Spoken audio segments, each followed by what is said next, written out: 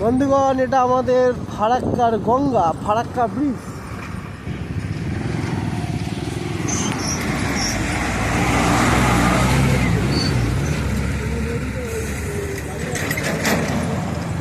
রাস্তা পুরো জ্যাম, ধীরে ধীরে যাচ্ছি।